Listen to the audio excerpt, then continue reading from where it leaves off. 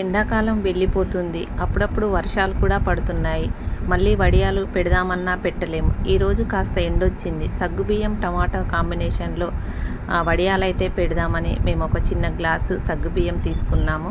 ఆ సగ్గుబియ్యాన్ని మిక్సీ జార్లో వేసి కొద్దిగా కోర్సుగా బరకగా మిక్సీ పట్టాము. తర్వాత ఒక పావు కేజీ కంటే ఎక్కువనే ఒక 5-6 టమాటాలు చూశారు కదా తీసుకొని సన్నగా కట్ చేసి దాంట్లో పచ్చిమిర్చి, జీలకర్ర వేసి అవి కూడా మిక్సీ పట్టాలి.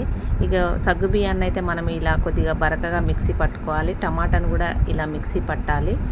ఈ టమాటా కూడా మెత్తని పేస్ట్ లాగానే పట్టాలి, కొద్దిగా బరకగా ఉన్నా పర్వాలేదు.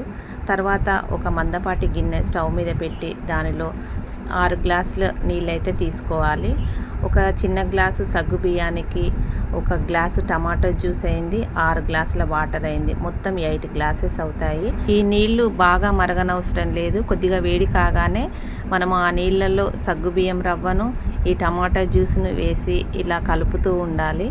ఇలా ఉండలు కట్టకుండా మనము ఈ సగ్గుబియ్యము ఈ టమాటా జ్యూస్ను ఇట్లా కలుపుతూ ఉండాలి. దీంట్లో పసుపు, కారం, ఉప్పు ఒక్కొక్క స్పూను వేసి ఇలా కలుపుతూ ఉండాలి అడుగంటకుండా. ఇది కాసేపు అయిన తర్వాత మంచిగా ఉడుకుతుంది. బాగా ఉడుకుతుంటేనే మనం వడియాలు వేసినప్పుడు అవి పగిలిపోకుండా వస్తాయి. లేకపోతే మామూలుగా మనం ఉడకనీయకుండా మనము వడియాలు వేస్తే అవి మధ్యలో బట్ట మీద మధ్యలో ఇట్లా పగిలిపోతాయి. తర్వాత కొద్దిగా జీరా కూడా పైన చల్లి ఇలా కలుపుతూ ఉన్నాము. ఇదైతే ఉడుకుతుంది. టమాటో సగ్గుబియ్యం కాంబినేషన్లో వడియాలు చాలా బాగుంటాయి. చూడడానికి కలర్ కానీ టేస్ట్ కానీ చాలా బాగుంటుంది. ఇదిగో చూడండి ఉడికెక్కి ఇలా ఉడుకుతూ ఉంది. ఒక 20 నిమిషాలు పడుతుంది ఇది మొత్తం ఉడకడానికి. మంట హైలో పెట్టొద్దు, మరి సిమ్లో పెట్టొద్దు, మీడియంలో పెట్టి అక్కడే మనం స్టవ్ దగ్గర ఉండి కలుపుతూ ఉండాలి. అందుకే మనకు కొద్దిగా టైం పడుతుంది. హైలో పెడితే మొత్తం బాగా గడ్డలు అయిపోతుంది. దీంట్లో మనం కొన్ని నువ్వులు, సన్నగా తరుక్కున్నటువంటి కొత్తిమీర, కరివేపాకు అయితే వేస్తున్నాము. ఇలా మొత్తం వేసి ఎట్లా ఉడుకుతుందో చూడండి. మొత్తం బాగా పైకి బుడగల్లాగా వచ్చి బాగా ఉడుకుతుంది.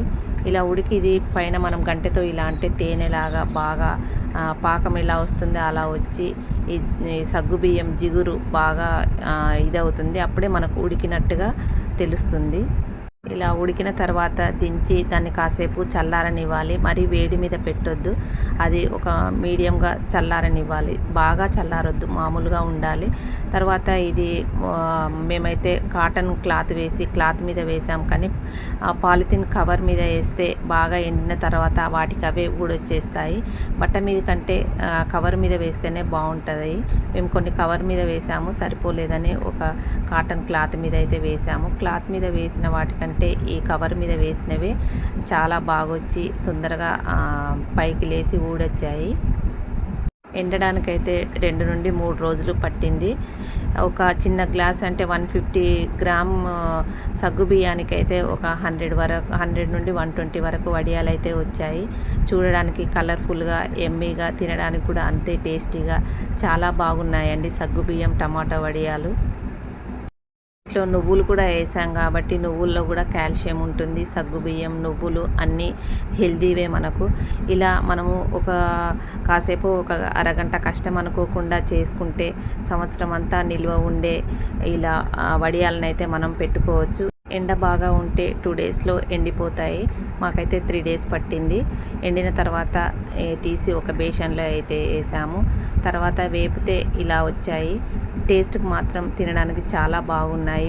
పుల్లగా, కారంగా, కొత్తిమీర, నువ్వుల ఫ్లేవర్తో సూపర్ టేస్ట్గా ఉన్నాయి. మీరు కూడా ట్రై చేయండి.